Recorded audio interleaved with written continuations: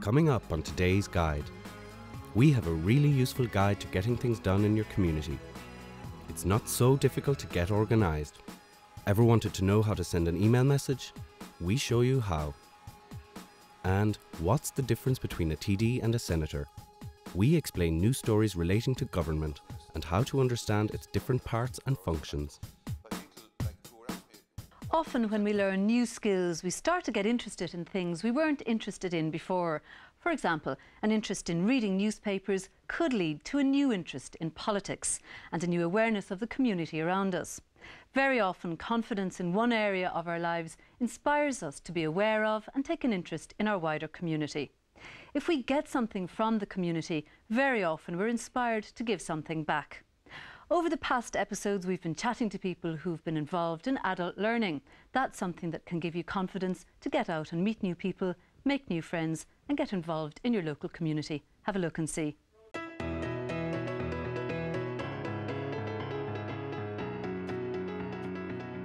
We all want our communities to be as safe and clean as possible. And with new technological advances, there has never been a better time to get things done and done effectively in the community. Again, it's very important for communities to work together. It gives particularly young people, since I'm working down the school, it gives them an actual focus and a sense of belonging to the actual community. I'm involved in Carnew MHGA Juvenile Club. I'm the chairman. It gives them a sense of kind of value to where they're living. Basically, we do our best to keep all the kids off the streets and keep them amused, keep them playing sport, and we find it keeps them out of trouble. A common problem in many communities is litter. If you have had enough and you want to take some action but don't know where to start, then look no further. Frank Donaldson is an adjudicator with the Tidy Towns competition. For people who are interested in getting involved in the Tidy Towns competition, the first thing to do is to check whether there's a Tidy Towns committee in your own town or village. And the easiest way of doing that is to contact the Tidy Towns unit in the Department of the Environment, Heritage and Local Government. If there isn't a committee, 4 or 5, half a dozen people can set about setting up their own committee. A good place to find out stuff is at your local community centre notice board. It is also a good way to find out if any other people are interested in helping out. Another good place for finding out information is www.citizensinformation.ie, which is a local council website. I think it's important that the committee agrees when they will meet, what time they will meet, and how often they'll meet. The best way for a committee to work is that individuals take on named projects. Now that individual can have 12 people helping him or her if necessary, but I'm a great believer in individual projects being tagged to named individuals. When you have your meeting, it is important to work out what you need done, assign tasks to individuals, and draw up a to-do list so that everyone involved can see clearly what they have to do. So for example, someone to do the posters. With computer programs such as Microsoft Word, it is now quite easy to get colourful posters and flyers made. It's also important that the Tidy Towns Committee communicates what they're about to the local community itself, to the wider community, perhaps using the parish newsletter if they can get permission to have a paragraph or two every month to tell the wider community of what projects they're involved in at the current time as part of their overall Tidy Towns campaign for the year. It might also be important to write a formal letter to the council for clean-up stuff, or to another body asking for their help. Often, email is a better option as it is quicker and you are helping the environment by sparing paper. So now you are ready for the big day. It's important for a committee to realise that they don't have to do all the work themselves. 5 or 6 people can't do everything in their community. Tidy Towns is about local people working and cooperating together to make their own place a better place. Normally we find in areas that have Tidy Towns committees that communities are stronger, and that's a very, very important part of Tidy Towns. It's vitally important. There's an awful lot of people not involved, and we find it actually very hard to get parents involved. So we have started a new programme up there now at the moment, inviting parents to do walks and exercises and aerobics actually on the premises itself, and it gets the whole community involved, so I think it's very important. Well, our guests today are Jean Conway from Tullamore in County Offaly, who recently went back to learning. Welcome, Jean. And we're also joined by Brendan Smith, who's a Community Education Outreach Officer for the Digital Enterprise Research Institute. Jean, we were just hearing there about communities. How is Tullamore in that regard? Is it a town where people get involved in their local community, or does that happen very much anymore? Definitely Mount Bolus. You probably never heard of it, but I tell you. I think I did, but remind me. We started off with nothing, and I mean nothing. One shop, two pubs, and nothing else. We were losing our post office, and our community got together. We decided we were going to build houses for the elderly. Brilliant. And hold on to the post office. So we walked, cycled, borrowed, begged. Raised money. Made noise. Made noise, a lot of noise. Sometimes we got punctures. But we made a lot of money from Mount Bolus. And it worked? It worked. We actually got houses for the elderly, and then we did social housing. A great example, I'd say, to other communities, are you? That people power can work. People power definitely works. Do you think so that when people say that community spirit is dead and gone, that's not the case at all? Well, I have to say not in our area. Definitely not, because I moved from Dublin down to Mount Bolus, Mount Pleasant, Mount Bolus, and I tell you something, only that I joined the community, I wouldn't have known anybody or got involved in anything. Yeah, so it's worked very well. So really, we're still building down there. Brendan, what is the Digital Enterprise Research Institute? Okay, Digital Enterprise Research Institute, or DERRI for short, is based at Galway University.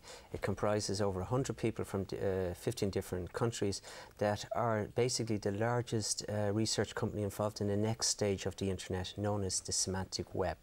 And what the semantic web is about is give a greater meaning, connectivity to the web itself, making it more user-friendly, to use a cliche. So it's a bit like a community on the internet or in the digital it's a research cyberspace hub. world. It's actually a research centre, but one of its areas of the semantic web, one of the biggest benefits is in the sense of creating a greater sense of community through people that actually use it.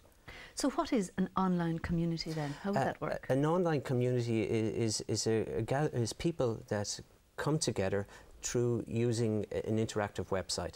And that community, the common denominator may be interest in politics, it may be interest in geography, it may be interest in a particular pleasure area. For instance, Biba would probably be the best example today. Okay, where the teenagers exactly. all get together and Absolutely. they have their chats and they find out information, but they're actually at home in their own bedroom. Yes, but there would be millions of them, but they would communicate specifically with people that would have a common area of interest. It's like being in a big city, but you come up across people that have that area of interest in it, you know. What about digital storytelling then? What's that? Yeah, that's a fascinating area. The ability, like all older people, well, lots of older people have great stories to tell about days of old. So we have started a project called Fado Fado long ago, and we're getting people to record their stories onto digital media, be it the iPods or be it using the digital movie camera. Take those stories. So this is just their voice? Just their voices, but sometimes they're actual pictures, you know, because what we do is try to integrate, if they're talking about their days of youth when they were 20, we combine their stories with photographs from their particular time, you know. So we're looking at different eras and how that locality changed over time, as told by the people themselves based on their own memories. This is very valuable for society as well absolutely. as an archive. It's a great archive of information, yeah. Jean, stories is something that really interests you as well, isn't it? Yeah, definitely. And what kind of stories in particular? Well, as I said about cancer, about having cancer, I write about that, about life in general. And most of it, what I like about poetry is you can write and leave it open. Yeah, and are all of these based on fact then, or do you ever make fiction. Up stories? I do, yeah. Do you? Well, it could be part of somebody else's story. Yeah. Bring it all together. Do you ever email those? Do you use No, emails? you see, I've really only started poetry and creative writing the last 3 years, and I'm really after coming out of an illness, so with a lot of issues in my life, I'm really only getting back into it again. Yeah. But I intend to move on. Good. And do you think emailing would be a useful thing that you'd like to get involved in? Definitely, very much so, yeah. Great. Well, if you've never sent an email before, you could easily get muddled over the different terms and the different buttons that appear on the computer screen. But once you get started, you'll find it gets even easier than sending a regular postal letter. Take a look.